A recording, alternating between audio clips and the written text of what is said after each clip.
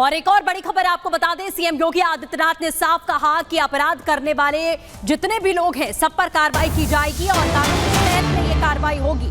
जो भी दोषी हैं उनके ऊपर कार्रवाई की जाएगी और कोई भी निर्दोष ऐसा नहीं होगा जिस पर कार्रवाई की जाए। ये तमाम बातें सीएम की तरफ से कही गई हैं। क्या कुछ कहा उन्होंने, आपको सुनाते हैं। महोदय, जो आज घड़ियाली आंसू बहा रहे हैं, ये लोग कभी भी उन निर्दोष हिंदुओं के बारे में कभी दो शब्द नहीं कहे। वहां पर 1978 में जो दंगा हुआ था, महोदय, किस प्रकार की स्थिति थी। एक वैश्य जिसने सबको उधार दे रखा था पैसा, और उस बात को मानता था कि साहब मैं तो सबको पैसा देता हूं, मेरे यहां तो सब व्यवसाय के साथ जुड़े हुए हैं। अगल बगल के हिंदू दंगा होने के बाद उनके घर में इकट्ठे होते हैं। इकट्ठा होने के बाद उनको घेर लिया जाता है। घेरने के बाद वो बोलते हैं, भाई आप हमें क्यों घेर रहे हैं? कहा जाता नहीं, क्योंकि तुम इन हाथों से पैसा मांगोगे, इसलिए उनके हाथ काटे जाते हैं, फिर उनके पैर काटे जाते हैं और फिर उनका गला रेंद करके हत्या होती है। ये लोग सौहार्द की बात करते हैं। शर्म नहीं आती इन लोगों को सौहार्द के बारे में चर्चा करने में। 1978 से जो मंदिर आज निकल रहा है, 1978 से इन लोगों ने कभी खोलने नहीं दिया उस मंदिर को। जो आज बजरंगबली का मंदिर निकल रहा है, जो वहां पर आज 22 कुएं किसने बंद किए थे? इन 22 कुओं को भी वहां पे बंद किया गया। और वहां का माहौल इतना तनावपूर्ण किसने बनाया था? ये पत्थरबाज कौन थे? एक भी गिरफ्तारी बिना साक्ष्य के नहीं हो रही है। और याद रखना, जिसने पत्थरबाजी की होगी, जिसने माहौल खराब किया होगा, उसमें एक भी बचने वाला भी नहीं है। एक भी नहीं बचेगा। हिंदू शोभा यात्रा में तनाव क्यों पैदा होता है, सवाल मुख्यमंत्री योगी आदित्यनाथ ने किया। इसके अलावा कहा कि मुस्लिम बस्तियों में ही तनाव क्यों, ये भी उनने पूछा।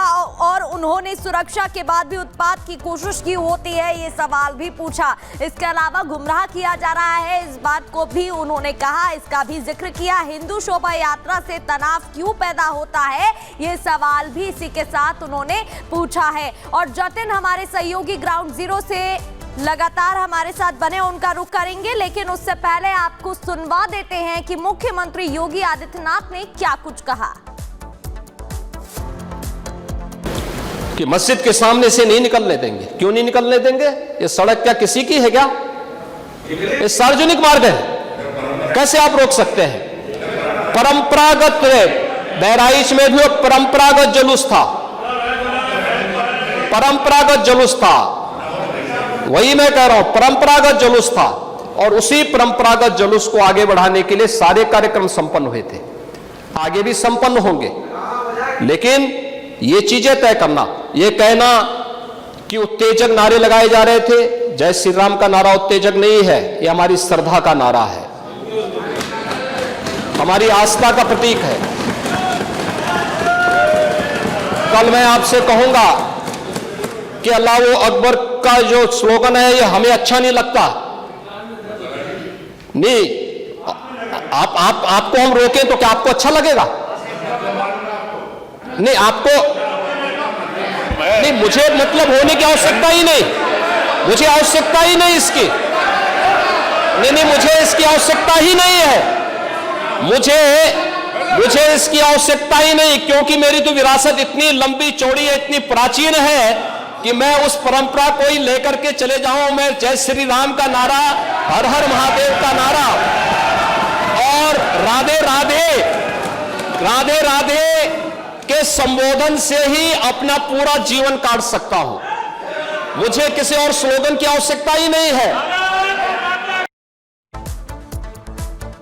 और जतिन हमारे साथ जुड़े हुए हैं। जतिन, एक के बाद एक सनातन से जुड़े सबूत अब सामने आ रहे हैं। इसके अलावा मुख्यमंत्री योगी आदित्यनाथ ने भी लाउड एंड क्लियर मैसेजेस दे दिए हैं।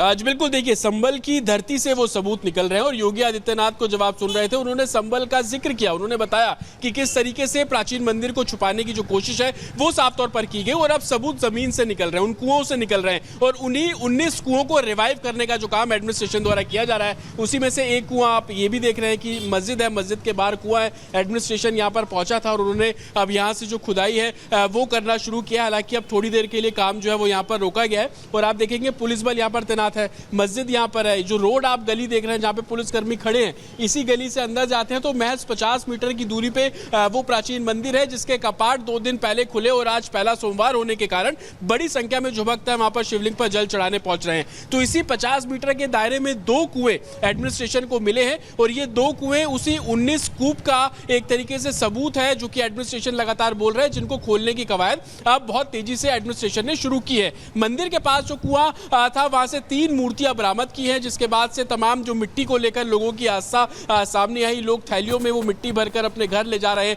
ताकि उसमें तुलसी विराजमान करे, अपने घर में एक तरीके से पवित्र मिट्टी के तौर पर उसको पूजे। लेकिन 19 कुओं का जिक्र जो एडमिनिस्ट्रेशन लगातार कर रहा है, योगी आदित्यनाथ लगातार बात कर रहे हैं कि किस तरीके से हमारी संस्कृति को दबाने की कोशिश की गई। और महंत राजू दास हमारे साथ इस वक्त जुड़ चुके हैं। महंत राजू दास जी, सबसे पहले आपसे ये जानना चाहती हूँ कि जो प्रमाण मिल रहे हैं संभल पर जो कुएं की खुदाई हो रही है, इसको लेकर आप क्या कहेंगे, क्योंकि दूसरे कुएं की भी खुदाई इस वक्त शुरू हो चुकी है? देखिए, कहने का मतलब सिर्फ यही है कि जिस प्रकार से सनातन का मिटाने का विधर्मियों ने, कालेमियों ने, आक्रांताओं ने, आक्रमणकारियों ने, विदेशियों ने जो प्रयास किया, आज वो वक्त, आज वो पल, आज वो क्षण है कि उस चीज को ठीक करके और मठों को, मंदिरों को पुनः वापस करके सनातनियों को दिया जाए। इस चीज को लेकर लगातार प्रयास है, लेकिन समझ में ये नहीं आता है, कुछ इस टाइप के भी लोग हैं, कट्टरपंथी टाइप के, कि उनको अच्छा ही नहीं लगता है, संवैधानिक रूप से भी नहीं अच्छा लगता है, तो ये तो नहीं चलेगा ना। खुदाई चल रही है, प्रत्यक्ष किम प्रमाणम। अभी आपने देखा मंदिर एक किस प्रकार से ढक के लोग रखे थे। तो कहने का मतलब यही है कि जो जिस प्रकार से दबा के लोग रखे थे, छुपा के लोग रखे थे, वह वापस होना चाहिए। महंत राजू दास जी, योगी आदित्यनाथ ने भी आज इसका जिक्र किया कि कैसे बाबरनामा में भी लिखा हुआ है संभल को लेकर, लेकिन कुछ लोग ऐसे हैं जो सच स्वीकार नहीं करना चाहते। नहीं, यही तो मेरा कहने का मतलब है। जो मुस्लिम बुद्धिजीवियों ने जो भी लिखा है उसको भी तो नहीं मानने के लिए तैयार है, ना संविधान को मानने को तैयार हैं। सिर्फ भीड़ को जुटाकर पत्थरबाजी करना, हमला कर देना, सिर्फ यही आता है और कुछ नहीं आता है। एक तरफ तो कहते हैं कि भारत में डेमोक्रेसी है, लोकतांत्रिक व्यवस्था है, एक तरफ ये कहते गंगा जमुनी तहजीब है, हिंदू मुस्लिम एकता है। अब एकता कहाँ चली गई?